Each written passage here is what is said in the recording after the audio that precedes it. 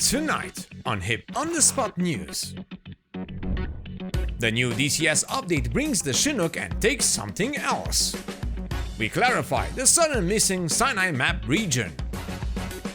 The Hook brings new systems that went live in DCS World. And we discover what else was implemented in our favorite sim. This and more on How I Play.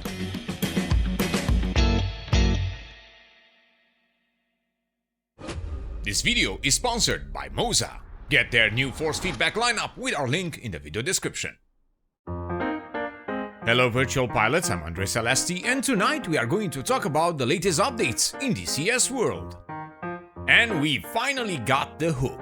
Yes, the Chinook is here, be that in early access, and with this first iteration, it brings new features to DCS World, like the new cargo and logistics system, but also other things we will showcase to you today and later in our CH-47F review. This is all thanks to ED that was kind enough to give us the Chinook in support of our channel so we can continue our showcases and provide future material for you to enjoy. And so, the update went live last Friday while I was out for a private event. Luckily, my HIP crew kept me updated on Discord with all the happenings, and during the weekend, we monitored all the important changes and new developments. And oh boy, speaking of developments, well, we finally saw the SINAI Map's new update being mentioned in the patch notes. After quite a few months, Tech managed to deliver a massive change to the early access map, and now we see the fruits of their work. But at the same time, we also found out that the northern part of the map was, well, how can I say this? Missing in action. At first, we consider it a bug, as being in early access, some issues could arise when uploading the new updated map. Sadly, that was not the case. You see, Tech did a statement after multiple users started to be worried about the missing region. In that primary statement, they were saying that the region was removed intentionally, due to a demand of another third party. A very strange statement that raised our attention to a possible conflict between, well, it's obvious, no? Ugra Media and Tech.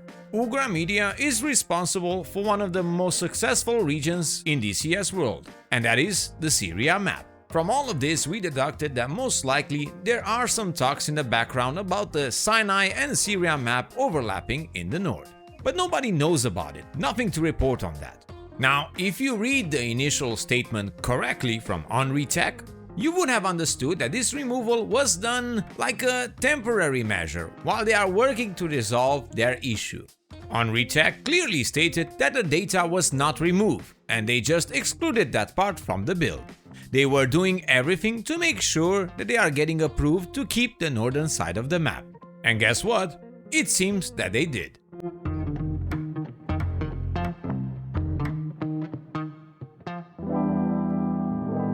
In a very short time, they did another statement on the official DCS forum where they reassured us that the northern part of the map will return to its place and apologize for the misunderstanding. They actually used the words an internal misunderstanding. And before you judge this post, please remember, in any company, group of people, association working together, miscommunications, misunderstandings can and will happen. It is in our nature to sometimes misinterpret things, get the wrong information, and take the wrong decisions based on bad facts.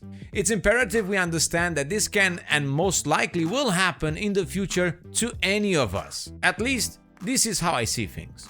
And so I won't prolong this discussion, but we will keep you informed on when we see these changes in place and the return of the northern side of the SINAI map. Also expect our SINAI Map showcase with the new changes very soon, hopefully including the northern side as well.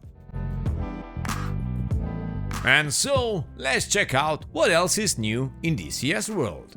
And we start with the core DCS changes. The new cargo and logistics system is adding a most welcome feature with the internal cargo loading and unloading menus, and a dynamic cargo system that currently is available for the new CH-47F and will later be available for all transport-capable modules. So let's take a look. In this first iteration, we can now set up a warehouse serving resources with the dynamic cargo function. This will allow us to spawn cargo dynamically with resources taken directly from the warehouse. Now, in order to avoid affecting the already established environment of many multiplayer servers, ED made this feature adjustable and optional for each warehouse and off by default for now. It will allow a more graceful introduction of this system in multiplayer. And so, before you can use dynamic cargo near the warehouse, you need to set it up in the mission editor to allow to take resources dynamically and pack them in cargoes. This is a simple process. In the mission editor, you click on the airfield, FARP or carrier and then click on full info at the right hand side, then you will see warehouse parameters window. You select it and after then remember to save. This will allow you to spawn cargo dynamically with resources taken directly from that warehouse. We will showcase all the process in our video with the CH-47F on the HIP Dynamic server. So stay tuned, as very soon we will publish a nice showcase to check it out, only here and How I Play.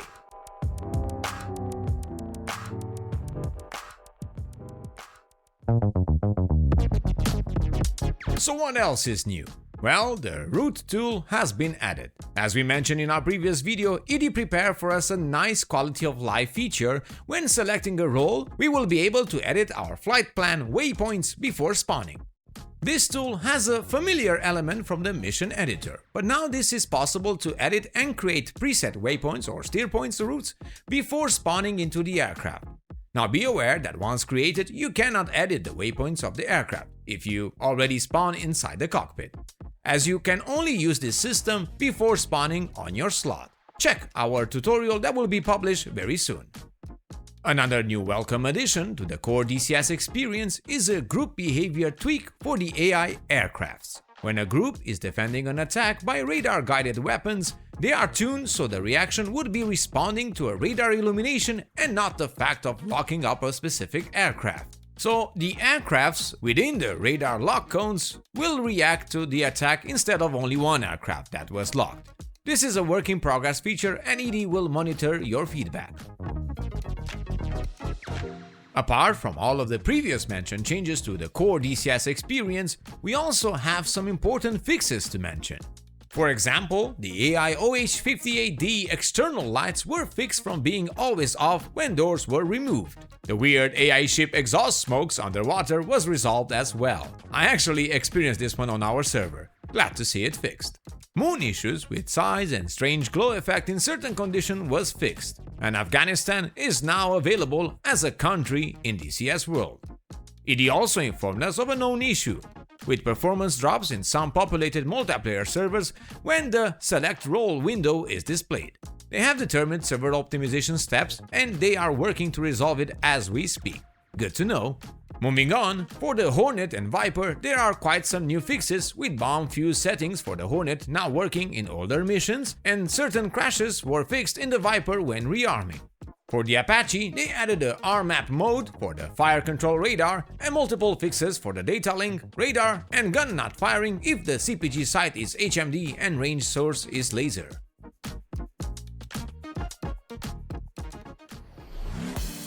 For the Phantom, the list is huge, as expected from the talented team at HeatBlur. They are not joking when fixing, optimizing, and improving their recent release module and older ones. They added a Jester boreside mode and aspect control for flood shots for Sparrow flood shots in regular boreside and cage boreside modes, accessible either via the Jester wheel or the context action short. Nice! They added an automatic speed brake retraction on power loss. They adjusted the auto start procedure to follow checklist correctly and fixed countermeasures continuous modes. Now the countermeasures will dispense as long as the dispenser button is held. For the Tomcat, they continue their sound overhaul with Part 2, including several tweaks and gains and levels for an improved overall sound mix. They have improved the rear aspect high-power exhaust sound, and overall mix and distance sound blending, and the flyby and landing approach audio. The Kola Map by orbx is continuing the early access development at a steady pace. And with this new update, the region got 3 new airfields, an infrastructure around them, and various places in Sweden, plus new fixes and improvements. Now, with this update, the previous feature campaign for the Huey, called Peacekeeper Lebanon by Flying Psyking, is now live. This is a campaign that features my voice as the news radio anchor. We made an interview with the mission creator on our Hip Talk show. Link is in the video description. And so, this is our short listing of all the new additions with the latest update in DCS World. Stay tuned for our CH-47F showcase, tutorials, and upcoming videos. And make sure to be subscribed to our channel so you don't miss out on any information about DCS World and the world of military flight simulation. I would also like to inform our viewers that later in August, me and Natasha are going to Bias 2024, or better said, the Bucharest International Air Show for this year. If you want to meet up, we will be there on the 30th to 31st of August in Băneasa Airport. More fans of our show will be there, as well as close members from Discord. Join us and let's enjoy an amazing show with a lot of jets, props, and helicopters, plus many surprises. I linked the event in the video description. It has a free entry for all. Thank you all for watching until the end of our video. Many thanks to our patrons that support our channel, and remember to check our sponsors: VR Rock for your VR blue light protection and prescription lenses, Fox3 Managed Solutions for the best DCS servers out there, delanclip for your wireless head tracking experience, Moza Racing with their amazing technology, and Pimax for the most quality VR headsets that the market can offer. And subscribe to keep in touch with all the latest news on your favorite simulators and games. I am Andre Celesti, reminding you to fly safe, and I'll see you next time.